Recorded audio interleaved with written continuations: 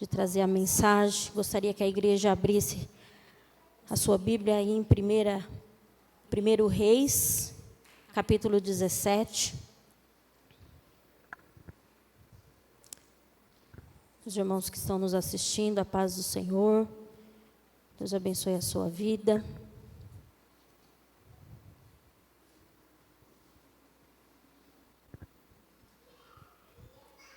Primeiro Reis, capítulo 17. Enquanto os irmãos procuram falar com Deus. Soberano Deus, Pai Celestial, neste momento eu me coloco diante da Tua presença, Pai. Pai, a Tua palavra está aqui, ela vai ser exposta. E eu sou apenas um instrumento. O Senhor sabe que nós, como mensageiros da Tua palavra, nós não somos absolutamente nada sem a Tua presença. E só podemos ser ousados através daquilo que o Senhor tem colocado na nossa boca para falar. E desde o momento que Tu me chamaste, Senhor, para fazer a Tua obra, para ministrar a Tua palavra, o Senhor sempre disse que eu abriria a minha boca e o Senhor encheria. Faça assim, Senhor, nesta noite. Ministra aos nossos corações. Ministra aos corações daqueles que estão nos ouvindo pela internet. Que a Tua palavra, Senhor, venha impactar as nossas vidas, para que nós possamos sair daqui fortificados, para que nós possamos sair daqui com uma direção, para que nós possamos sair daqui com os nossos olhos abertos, para que através da Tua palavra, se seja uma exortação, se seja um cuidado, se seja uma atenção que o Senhor quer falar conosco, através da Tua palavra, nós possamos estar com os nossos ouvidos sensíveis, o nosso coração pleno e aberto para receber a Tua palavra, e nós não venhamos pecar contra Ti, Senhor. Mas sim, Senhor, colocar em prática aquilo que o Senhor tem para nós nesta noite, em nome do Senhor Jesus. Amém.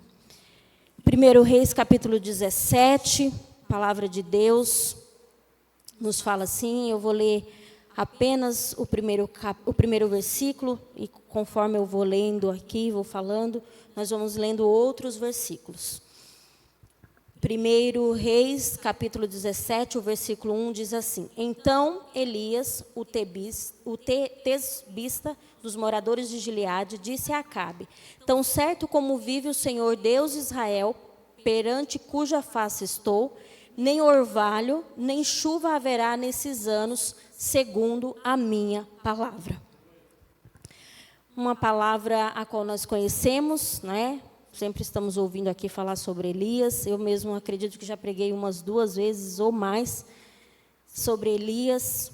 E eu saí de manhã de casa, tinha uma outra palavra que está no meu coração já há um tempo, e ao se assentar para meditar, para falar com Deus, o Senhor me deu essa palavra, e não a que eu achava que seria a que o Senhor ministraria nesta noite. Então, vamos fazer a vontade de Deus, vamos ouvir a voz do Senhor.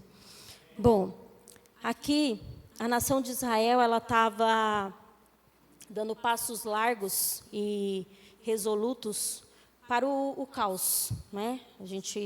Quem lê Bíblia sabe. E, dentre aí os seus 19 reis, todos foram ímpios. Todos eles foram ímpios.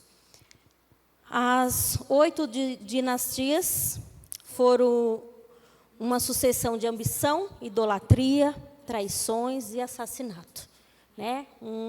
A família aí reinando, e um atrás do outro, só caos, só problema, só desgraça.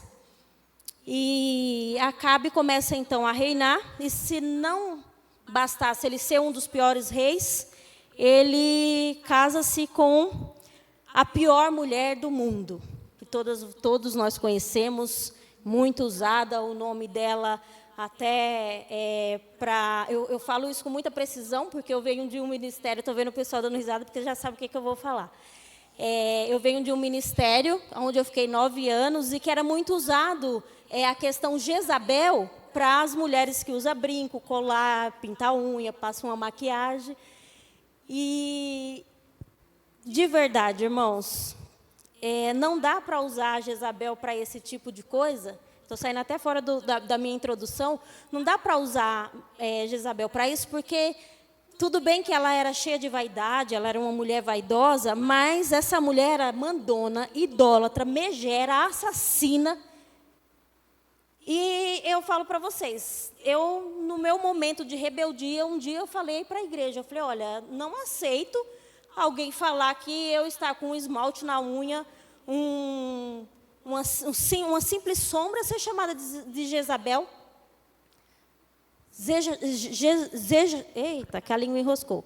Jezabel é uma pessoa idólatra, uma pessoa que, ao casar-se com Acabe, ele se tornou um boneco em suas mãos, um fantoche. Ela fazia o que queria de Acabe. E aí a gente, às vezes, nesse contexto, olha mais para o lado dessa questão da vaidade, mas essa mulher, ela era uma idólatra. Ela queria matar Elias. Não só Elias, qualquer um que falasse, que proclamasse o nome do Senhor, que falasse de Deus. E nesse cenário de perversidade e apostasia, é que surge Elias. E aí aqui nós vamos ver a jornada desse homem de Deus. O tema hoje é a jornada de Elias. E o primeiro ponto, que é esse primeiro versículo, Elias na corte real. Elias chega diante de Acabe e diz que tão certo como vive o Senhor Deus de Israel, perante cuja face estou, nem orvalho, nem chuva haverá nesses anos, segundo a minha palavra. Elias surge com uma mensagem curta, contundente, bombástica e direta. Não tinha mimimi, não tinha conversa, não tinha negócio de meio termo, não. É isso aí, ó. Tão certo como vive o Senhor Deus de Israel, não vai ter orvalho, não haverá chuva nesses anos, segundo a minha palavra. E aí, quando eu olho isso, eu vejo que confiança de um profeta, que homem de Deus, que homem posicionado, que homem que tinha intimidade com Deus a dizer que, olha, segundo a minha palavra, nem orvalho, chuva, nada. Não vai chover nos próximos 3 anos. Chegando, já mexendo com as estruturas, colocando ali embaixo a credibilidade de Baal, porque o povo servia Baal, Baal era o Deus do povo. Então, vou mostrar para vocês, eu vou provar para vocês que Baal está em baixa.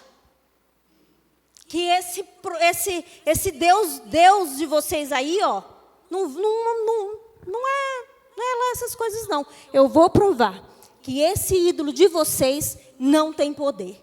E foi isso que Elias fez. Elias foi lá, diante do rei, falou com muita precisão e de uma forma precisa, falando que ele provaria. Ele não falou com essas palavras, eu que estou falando. Eu vou provar que esse ídolo de vocês não tem poder. E Elias é a resposta para a apostasia da nação. Para aquele povo que estava um caos, definhando. E o significado de Elias, do nome Elias, é Jeová é o meu Deus. Elias, como a gente leu aqui, ele vem de Tíber, um lugar desconhecido, né, a sua origem ali. Ele vem, para quem estava ali na época, para quem estava nesse contexto, de lugar nenhum. Quem é Elias? Um ilustre desconhecido, sem título, sem projeção humana, mas quando Deus quer usar e quando Deus quer fazer, isso não importa. Mas Deus não precisa de estrela para fazer a sua obra. Deus não precisa de alguém com status, com alguém de nome, de alguém que tenha dinheiro, com alguém que tenha conhecimento, que tenha sabedoria. Como a gente sempre fala aqui, todos os pastores, é importante, é necessário a gente pedir, a gente buscar, a gente estudar, a gente conhecer, mas Deus não precisa de estrelas para fazer a sua obra. Deus pega um desconhecido, um ilustre desconhecido e bora, vamos para frente. E o mais interessante de tudo isso é que, embora para o povo era um desconhecido, sua vida abona seu ministério, ele vive na presença de Deus, ele conhece a Deus e ele tem intimidade com Deus. Porque, meu irmão, só quem tem intimidade com Deus, chegar num lugar e dizer que não vai chover, segundo a sua palavra, é só quem tem intimidade com Deus, é só quem tem a presença de Deus, é só quem conhece a Deus. Eu não vou chegar aqui e dizer para vocês que essa chuva que estava lá fora agora há pouco, que iria parar segundo a minha palavra. Estou doida? Se Deus não mandou, se não foi Deus que falou comigo, se não foi uma direção de Deus. Então, aqui a gente já vê que Elias era um homem que tinha intimidade, tinha a presença de Deus. Não importava de onde ele estava vindo, mas que ele era alguém que tinha uma intimidade profunda com Deus. Então, primeira jornada de Elias na corte real foi bater direto com o rei, foi falar direto com o rei. Foi lá, afrontou o rei, foi lá e disse para o rei, não vai chover. Segundo, irmã Silene, no ribeiro de Querite. O versículo 2, do versículo 2, vamos ler aqui do 2 ao 5. Veio-lhe a palavra do Senhor dizendo, retira-te daqui, vai para o lado oriental e esconde-te junto à torrente de Querite, fronteira ao Jordão. Beberás da torrente e ordenei aos corvos que ali mesmo te sustentem. Foi, pois, e fez segundo a palavra do Senhor, retirou-se e habitou junto à torrente de Querite, fronteira ao Jordão. Depois que Elias, ele vai de frente do profeta, vai de frente do rei, fala a respeito daquilo que o Senhor havia mandado ele falar, aonde ele afronta ali verdadeiramente ao rei e diz que vai provar através dessa postura que Baal é um sem poder, é um nada. O Senhor fala com Elias. Vem a palavra do Senhor dizendo a Elias, retira-te daqui.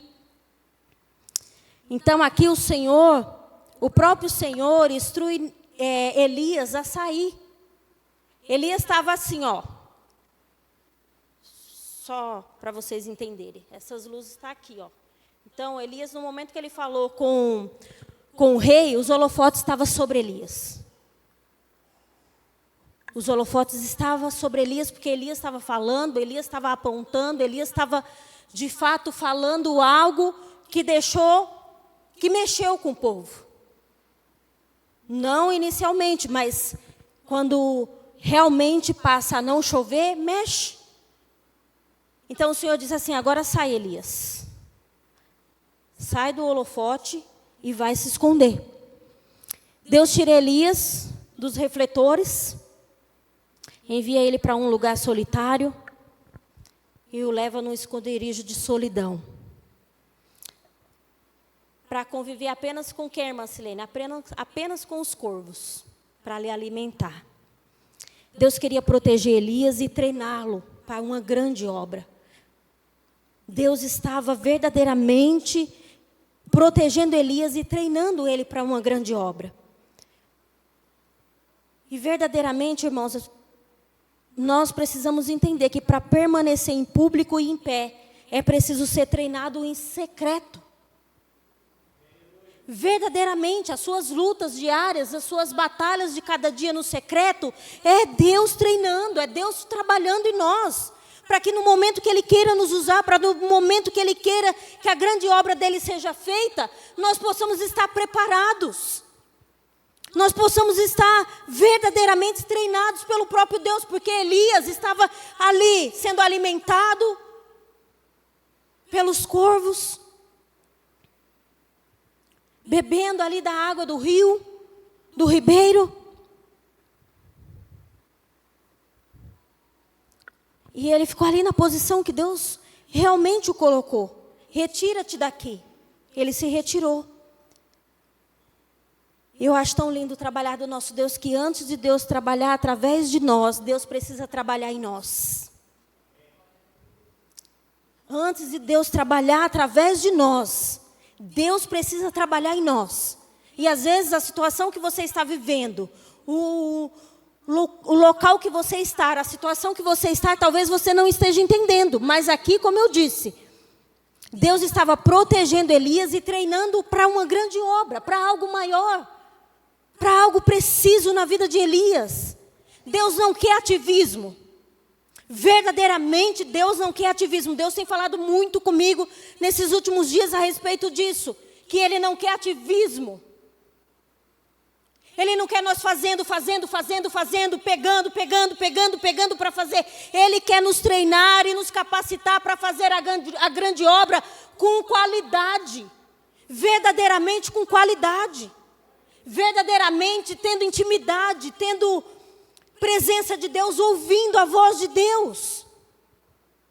E quando nós passamos a fazer isso, quando nós passamos a ouvir Deus, quando Deus diz assim, irmãos, presta atenção, retira-te daqui, retira.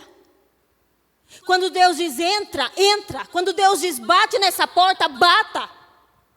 Precisamos ter o nosso ouvido sensível à voz de Deus, à voz verdadeira, à voz do nosso Senhor. Quantas vezes nós passamos por situações difíceis porque nós não ouvimos a voz de Deus, porque nós atropelamos as coisas e passamos a fazer aquilo que Deus não mandou fazer. Às vezes nós não estamos nem ouvindo a voz de Deus. Veio a voz de Deus, veio-lhe a palavra do Senhor dizendo, veio o Senhor falando a Elias, retira-te daqui.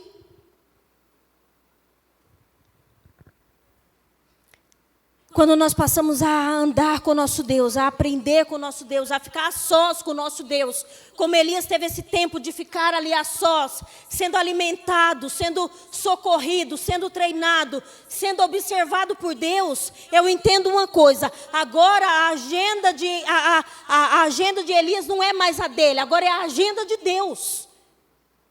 E para nós serve também, agora não é a minha, a sua agenda, agora é a agenda de Deus. Qual é o próximo passo? Aonde Deus vai me mandar? O que Deus vai me mandar fazer? Para onde eu vou? Nós precisamos entender que para servir ao Senhor, nós precisamos ser obedientes. E confiar no Senhor. E quando nós somos obedientes e confiamos no Senhor, a providência vem. Porque Elias saiu de lá, se retirou. E o tempo que Elias ficou ali, Elias foi servido. Elias foi servido, não lhe faltou comida. Não lhe faltou, irmãos. O ribeiro secou. E secou porque, irmã Silene, resultado do quê? Da oração de Elias. Ele não orou dizendo que não haveria chuva sobre a terra? Secou. Resultado da oração de Elias. E o Deus que dá água, Ele também pode tirar água. E foi isso que foi feito. E dentro disso a gente tem lições pedagógicas de Deus. Quando nós chegamos nesse momento aqui onde o rio seca, o ribeiro seca. Elias provavelmente deve ter pensado, agora eu entendo o valor de ser usado em público. Eu preciso ser treinado em secreto. O Senhor está me moldando. Segunda lição, a direção de Deus inclui a provisão de Deus. Porque no momento que cessou a água, Deus volta e fala com Elias de novo. Precisamos aprender e a confiar em Deus dia após dia. Qual é a luta? Qual é o momento difícil que você está vivendo?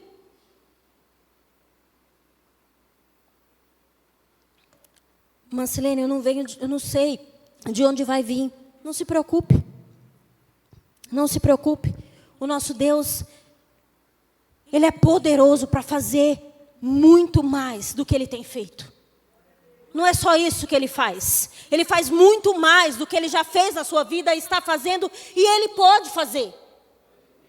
Mas para isso nós precisamos ser obedientes, confiar e acreditar que vem uma provisão, uma providência divina da parte de Deus para as nossas vidas. Como você sabe, irmã Silene, terceira jornada de Elias, em Sarepta. Versículo 8, do 8 ao 10.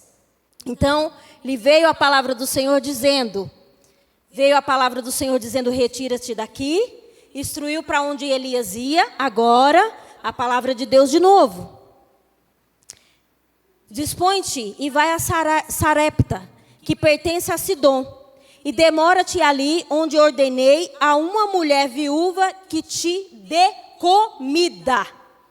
Se você nunca se atentou a esse versículo, eu quero ler de novo para você entender. Então veio a palavra do Senhor dizendo, dispõe-te e vai a Sarepta, que pertence a Sidom, e demora-te ali, onde ordenei a uma mulher viúva que te dê comida. Elias ouve de novo a voz do Senhor e pede para ele ter uma direção, para ele ir a tal lugar. E o Senhor diz para ele que essa mulher lhe dá comida. E aí a gente sabe o contexto dessa história, né? Mas enfim, vamos continuar. Então ele se levantou e se foi a Sarepta. Chegando à porta da cidade, estava ali uma mulher viúva apanhando lenha. Ele a chamou e lhe disse, traz-me, peço-te uma vasilha de água para eu beber. Só até aqui. Porque daqui a pouco a gente entra nessa parte. Agora, Elias, ele foi direcionado pelo Senhor para ir em Sarepta. Fazer o quê? Quanto tempo? Bom, pelo que nós lemos, o Senhor disse, demora-te ali. Então, fica aí, Elias. A direção é essa. A direção é Sarepta. Eu já tenho uma viúva lá que vai te sustentar, que vai te dar comida, que vai cuidar de você e fica por lá. Irmãos, eu não sei se o Espírito Santo de Deus ele está fazendo você entender como eu estou. Porque, olha, quando nós estamos no moinho de Deus, eu vou chamar assim, eu vou dizer que foi o tempo do moinho de Elias, nós somos refinados por Deus. Nós somos refinados por Deus. Sabe quando algo é colocado no fogo para ser refinado? Pois bem, Elias estava sendo refinado por Deus. Mas mesmo no fogo, mesmo passando pela prova, mesmo você enfrentando, seja qual for a dificuldade, Deus está no controle. Deus está no controle. Por que, irmã Silene, você está dizendo isso? Porque voltamos para o capítulo, versículo 11. Indo ela buscá-la, ele a chamou e lhe disse, traz-me também um bocado de pão na tua mão. Porém, ela respondeu, tão certo como vive o Senhor teu Deus, nada tenho cozido. Há somente um punhado de farinha numa panela e um pouco de azeite numa botija.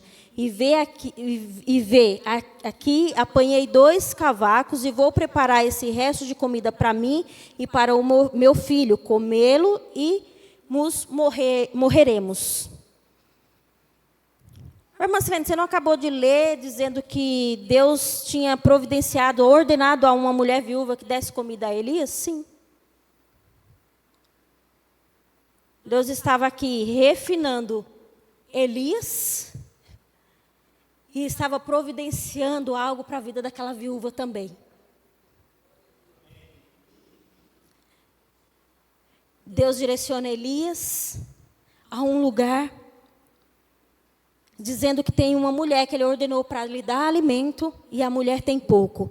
Elias lhe disse, no versículo 13, não temas, vai e faz o que dissestes, mas primeiro faz dele para mim um bolo pequeno e traz-no aqui fora. Depois fará para ti e para o teu filho. Porque assim diz o Senhor Deus de Israel, a farinha da tua panela não se acabará, e o azeite da tua botija não faltará, até ao dia em que o Senhor fizer chover sobre a terra. Oh, aleluia! Glória a Deus! Glória a Deus, Deus está refinando Elias, mas também está entrando com providência numa casa de uma mulher que talvez estivesse desesperada, porque não tinha mais o que comer, não tinha mais o que fazer. E esse homem, esse profeta vai lá, fala com aquela mulher, é ousado nas suas palavras e diz para ela que não vai faltar, que não vai acabar. Que é isso, irmã Silene? Obediência, ouvir a voz de Deus. Vai lá, Elias. Sai daí e vai lá. Eu já ordenei alguém que vai cuidar de você, que vai te dar comida. Alguém que nem tinha, mas Deus providencia.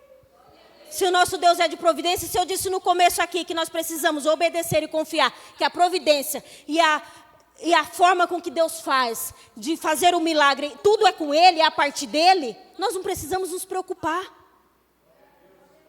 Obediência e confiança. E nós teremos provisão e providência divina dos céus para nós. Para a nossa casa, para os nossos.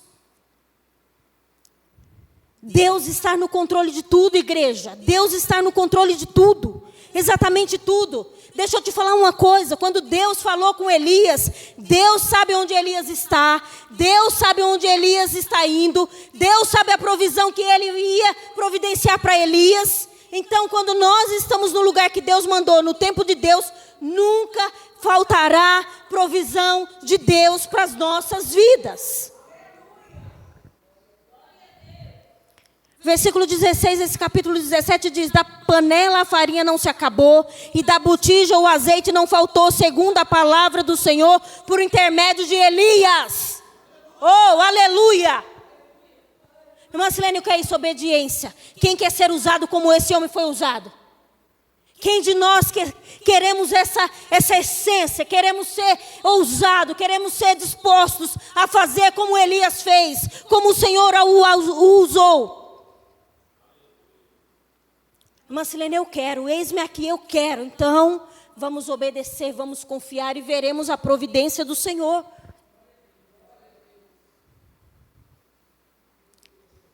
Às vezes, antes do milagre acontecer, tende a piorar. Não é assim? Às vezes, quando a gente está numa dificuldade, Deus está falando da sua providência, Deus está falando da sua provisão, e nós, Senhor, anda logo, apressa-te em me ajudar e me socorrer, que o negócio está feio.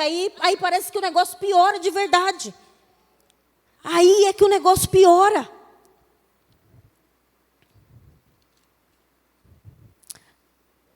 Aí é que a coisa fica feia.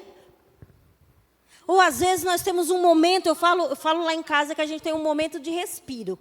É um momento de dar uma tranquilizada, se beber uma água, comer uma comida, se fortalecer. E quando eu estou falando água e comida, é continuar buscando o Senhor, continuar falando com o Senhor, porque outro momento virá. Outra dificuldade, outra prova nós iremos passar. E quando eu falo isso, eu falo porque no versículo 18, do capítulo 17, nos diz assim: então disse ela a Elias: que fiz eu, ó homem de Deus? Vieste a mim para trazer à memória a minha iniquidade e matares o meu filho? E ele me disse: dai-me o teu filho. Tomou-o dos braços dela e levou para cima ao quarto onde ele mesmo se hospedava, e o deitou em sua cama. Então clamou ao Senhor e disse: ó Senhor meu Deus, também até a esta viúva com quem me hospedo, aflige matar-lhe o filho? E estendendo-se 3 vezes sobre o menino, clamou ao Senhor e disse: ó Senhor meu Deus, rogo-te que faça a alma deste menino tornar a entrar nele. O Senhor atendeu a voz de Elias, e a alma do menino tornou a entrar nele e reviveu. E ele tomou o menino e o trouxe do quarto à casa e deu à sua mãe e lhe disse: vê, teu filho vive. Providência de Deus. Providência de Deus. Irmãos, o nosso Deus, Ele é poderoso, Ele é maravilhoso. Essa mulher não tinha mais o que comer, não tinha mais como se alimentar, não tinha mais como viver. Chega o profeta na casa dela, enviado pelo Senhor. Deu uma trégua. A palavra de Deus diz que não lhe faltou comida, mas a morte chegou à sua casa. Lá estava um homem de Deus, a qual orou, a qual buscou, a qual falou com Deus, e o menino reviveu. Irmã Silene, o que você quer dizer com isso? Existem jornadas que nós passamos. Aqui eu estou falando da jornada de Elias, sobre o seu ministério, sobre o tempo que Deus usou nessa terra. Mas existe também a sua jornada, a minha jornada. Existem jornadas que nós vamos ter que vivenciar coisas difíceis, para que verdadeiramente a gente chegue no final da nossa história, no final da nossa jornada, sabendo quem é o nosso Deus. Um Deus de provisão, um Deus de cuidado, um Deus de providência. Um Deus que verdadeiramente honra aquele homem e aquela mulher que está na posição que Ele o chamou. Quarta jornada de Elias, no Carmelo, capítulo 18, 1 e o 2. Muito tempo depois veio a palavra do Senhor a Elias, no 3º ano, dizendo: vai, apresenta-te a Acabe, porque darei chuva sobre a terra. Partiu, pois, Elias a apresentar-se a Acabe, e a fome era extrema em Samaria. Mais uma direção de Deus através da vida de Elias. Volta, Elias, agora é a hora de você voltar. Agora é a hora de você ir lá. Agora é a hora de você orar e descer chuva do céu. Agora Elias está na batalha dos deuses. O tempo do treinamento passou, agora é tempo de ação, Elias. Já está bem treinado.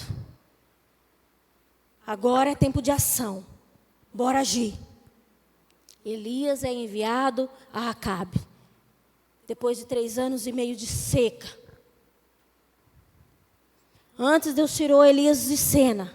Agora Deus fala, mostra-se e confronta Acabe. Vai lá. Fala com Acabe. Vai lá. 18, versículo 18 do 18. Respondeu Elias: eu não tenho perturbado a Israel, mas tu e a casa de teu pai, porque deixastes os mandamentos do Senhor e os seguistes os Balaíns.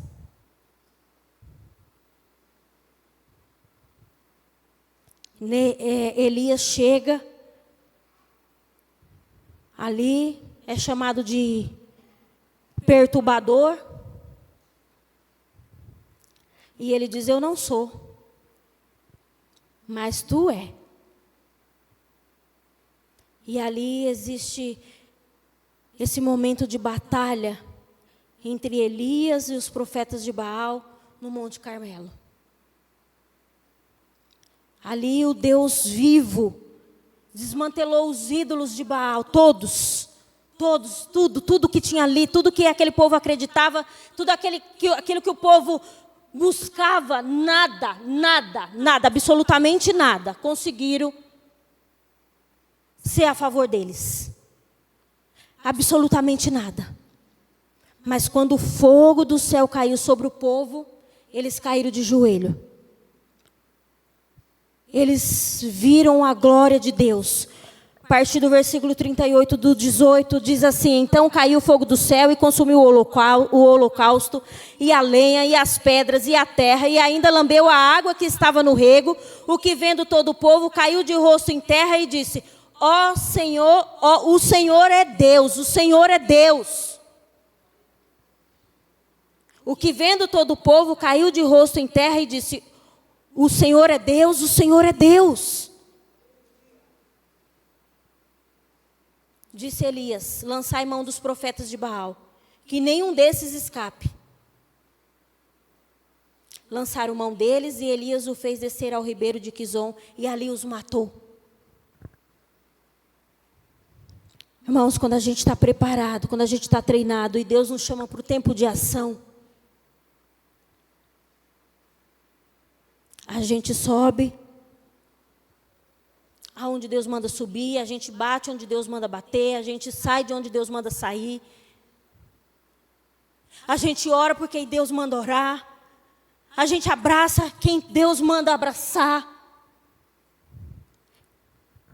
Após esse episódio, Elias sobe ao cume do Carmelo para humildemente orar e pedir que os céus se abram em abundantes chuvas.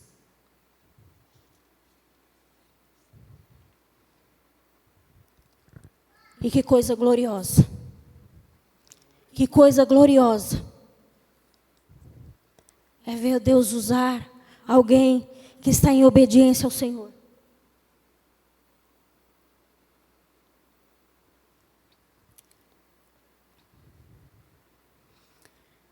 Quinta jornada de Elias. No deserto. Aqui no capítulo 18, Elias se apresenta diante de Acabe. Depois ele ora para que chova. No versículo 41.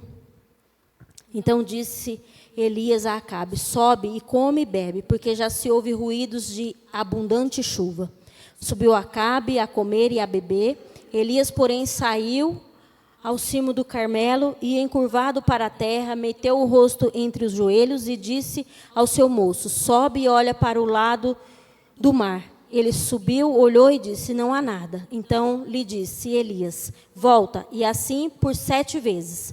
A 7ª vez disse: eis que se levanta do mar uma nuvem pequena como a mão do homem.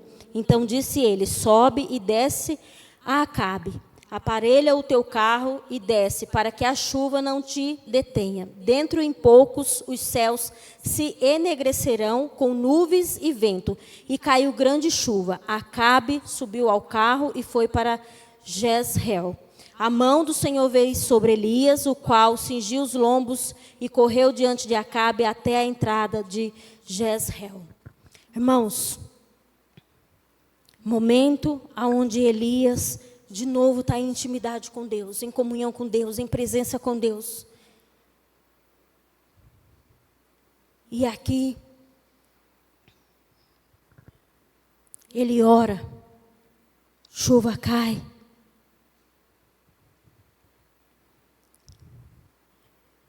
No capítulo 19, é o momento que Acabe faz saber a Jezabel tudo quanto Elias tinha feito naquele momento ali, onde mataram todos os profetas à espada. Então é o momento que Jezabel, ela manda um mensageiro dizer a Elias, no versículo 2 do capítulo 19, mandou um mensageiro a Elias a dizer-lhe: faz-me os deuses como lhe aprouve, se amanhã, a estas horas, não fizer eu a tua vida como fizeste a cada um deles. E a 5ª jornada de Elias é no deserto, na caverna da depressão. Depois da retumbante vitória do Carmelo, Elias fragilizou-se, temeu e fugiu. Portanto, igreja, portanto, irmãos, depois da vitória, corremos o risco de baixar a guarda, arriar as armas e nos tornamos vulneráveis. A vitória de ontem não são garantias do sucesso de hoje. A vitória de ontem não são garantia do sucesso de hoje. E por que eu digo isso? Vejamos, porque no momento que Elias ouve isso, temendo, ele levantou-se e, para salvar a sua vida, se foi e chegou a Beceba, que pertence a Judá, e ali deixou o seu moço. E ele mesmo, porém, se foi ao deserto, caminho de um dia, e veio e se assentou debaixo de um zimbro, e pediu para si a morte, e disse: basta, toma agora, Senhor, a minha alma, pois não sou melhor do que os meus pais. Agora, Elias, ele está indo para o deserto, caverna da depressão, e não foi Deus que mandou. Não foi Deus que falou com Elias, ele foi por si só. Como o versículo 4 do capítulo 19. Ele mesmo, porém, se foi ao deserto. Agora Elias se fragilizou, temeu, fugiu. não buscou a direção de Deus, não buscou ouvir a voz de Deus, não se prontificou a ouvir a voz do Senhor. E aqui nós vemos algumas razões para a depressão de Elias. Primeiro, que os seus pensamentos ficaram confusos diante daquilo que ele ouviu.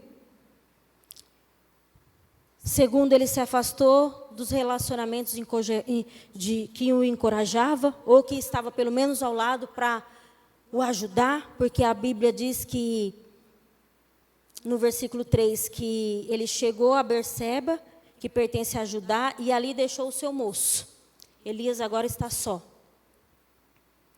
Então, ele já afastou do relacionamento mais próximo que ele tinha de pessoa, primeiro Deus, mas de pessoa ali o seu moço. E terceiro, ele estava fisicamente e emocionalmente muito exausto. Para Elias não estava sendo fácil. E Elias, quarta razão da depressão de Elias, ele se rendeu à autopiedade. O versículo 4 diz: ele mesmo se foi ao deserto, caminho de um dia, e veio, se assentou debaixo de um zimbro e pediu para si a morte. Ele pede a morte. No versículo 9 do capítulo 19, ali entrou numa caverna onde passou a noite, e eis que veio a palavra do Senhor e lhe disse: que fazes aqui, Elias? Bom, ele tinha algumas razões para a depressão, para querer a morte, para fugir. Ele tinha ali os seus momentos onde ele relatou para Deus, quando Deus o pergunta aqui, no versículo 9. E ele vai falando. Mas olha que interessante. A gente vê que Elias tomou um caminho por si mesmo, como nós lemos. Mas ao entrar numa caverna, onde passou a noite, logo veio a palavra do Senhor, lhe perguntando: o que fazes ali, Elias? Quando eu disse que depois de treinados, depois que passou o tempo de treinamento, é tempo de ação, Deus não falou para Elias que tinha acabado. Deus não falou para Elias: pronto, acabou, você matou os profetas, agora Jezabel vai mandar te matar e acabou, já era. Não, Deus não falou para ele, Deus não tinha dado nenhuma instrução para ele que o tempo de ação tinha acabado. Na verdade, ele ainda tinha muito mais coisa para fazer. Deus ainda queria usá-lo muito mais. Aqui nós sabemos que ele faz essa pergunta a Elias, o Senhor faz essa pergunta a Elias e ele responde que foi zeloso, que o povo deixara a aliança, derribar os altares, matar os profetas, e que procuravam tirar a vida dele e que ele está só. Nós sabemos que aqui, nesse mesmo capítulo, Deus ordena mais coisas para Elias. Deus o faz ungir um rei e ungir um profeta. Deus dá mais tarefas para Elias. Deus o chama para fora, o faz sair da caverna e faz com que ele faça aquilo que verdadeiramente o Senhor havia pedido, Deus havia pedido para ele. E sai Elias e vai fazer o que Deus mandou. Agora eu quero que você coloque no segundo livro de Reis, capítulo 6.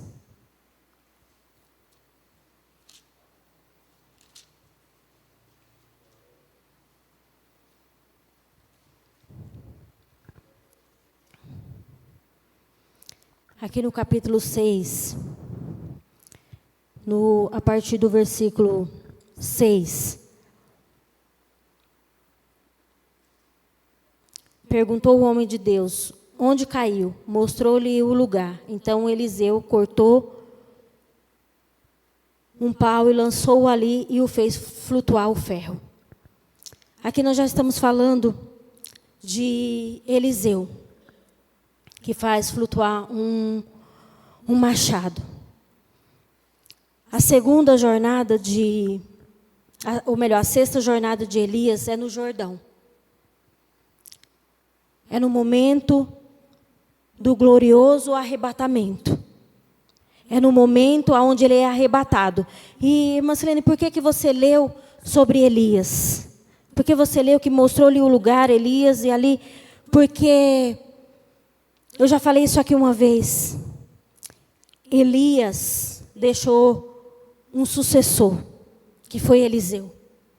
O momento que ele sai para fora daquela caverna, que Deus mostra para Elias o que tem que ser feito. E quando ele encontra Eliseu, e quando ele está com Eliseu, e Eliseu vai aprendendo, e Eliseu vai buscando, e Eliseu vai se aprimorando, e Eliseu, até o momento aonde ele verdadeiramente, ele é arrebatado. Eliseu fala com Elias que ele quer porção dobrada, que ele quer ser como Elias. Sexta jornada de Elias foi no Jordão, no glorioso arrebatamento.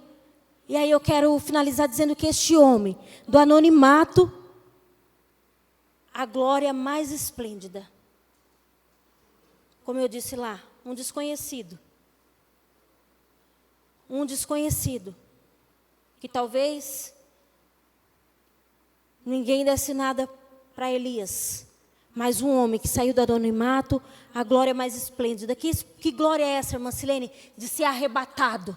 Eu já disse aqui que um homem que queria ser morto, que queria a morte, que pediu a morte, ser transladado.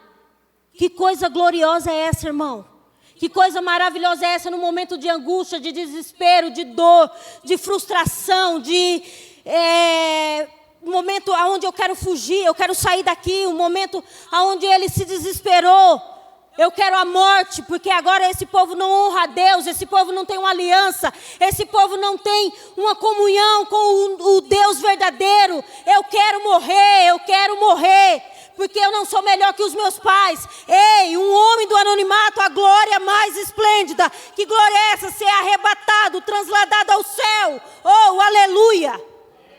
A minha e a sua jornada pode ser que no caminhar, no dia a dia, nós vivenciamos dias difíceis, dias de lutas, dias, mas muito difíceis mesmo, porque cada um sabe onde é a sua dor, cada um sabe qual é a lágrima que você derrama na sua casa, qual é a oração que você faz em desespero, qual é o boleto que você está pedindo para Deus providenciar o pagamento, só você sabe.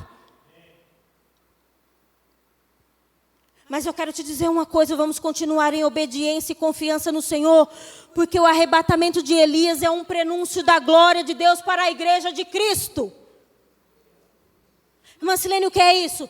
Nós vamos vivenciar isso. Se Deus não voltar para mim, se Deus não voltar para você, nós vamos vivenciar o arrebatamento da igreja. Talvez alguém tenha pedido, ou falado, ou conversado, ou feito uma oração pedindo a morte. Talvez você não vai morrer fisicamente, porque você pode ser arrebatado por Deus. Porque é isso que nós esperamos, é o arrebatamento. O noivo vir buscar a sua noiva.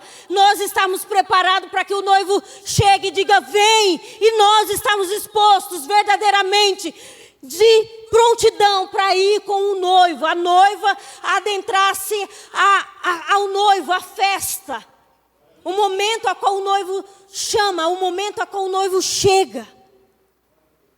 O arrebatamento de Elias é um prenúncio da glória para a igreja de Cristo. Verdadeiramente, igreja, verdadeiramente, nós precisamos entender que as lutas, elas vão passar, elas vão chegar.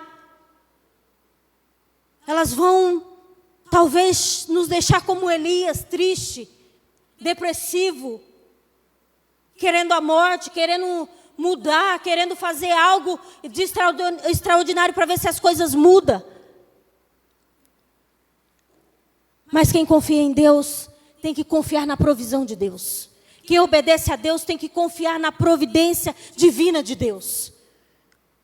Você tem andado na presença de Deus como Elias? Tem se sujeitado ao tratamento de Deus? Tem aprendido a depender de Deus? Porque um cara que entra no lugar onde corvos o serve, é aprender a depender de Deus.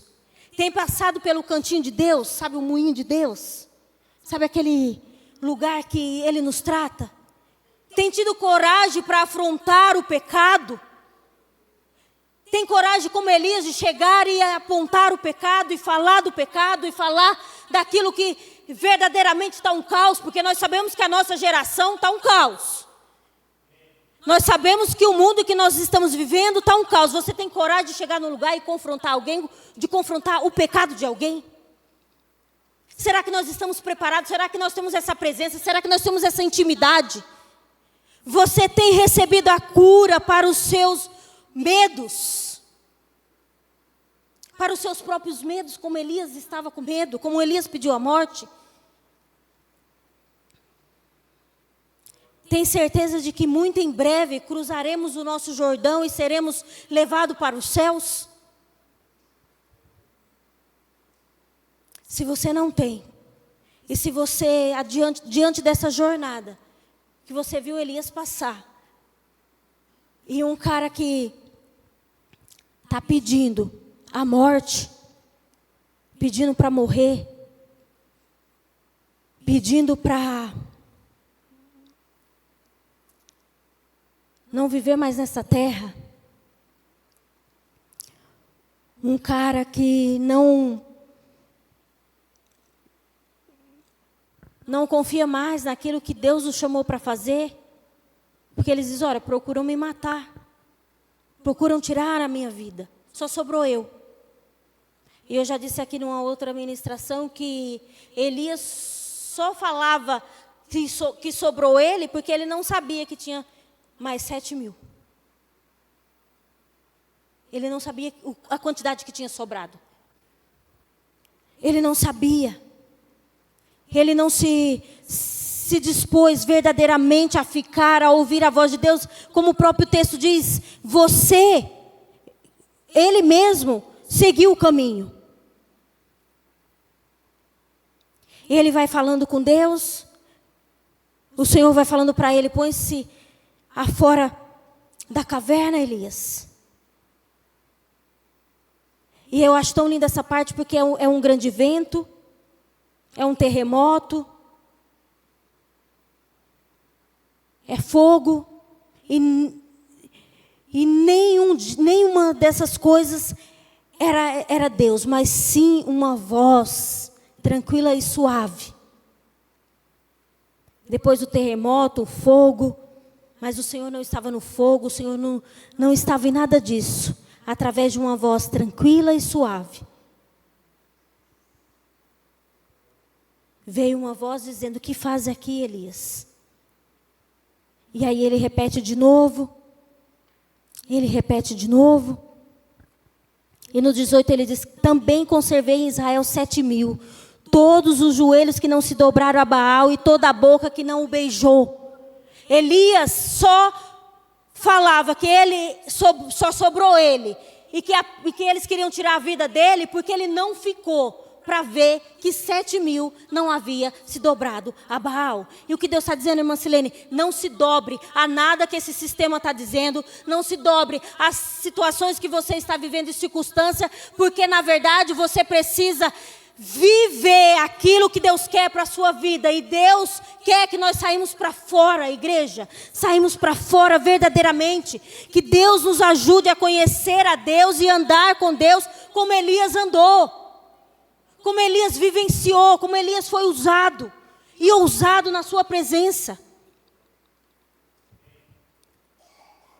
Quando a gente olha Eliseu sendo usado poderosamente por Deus.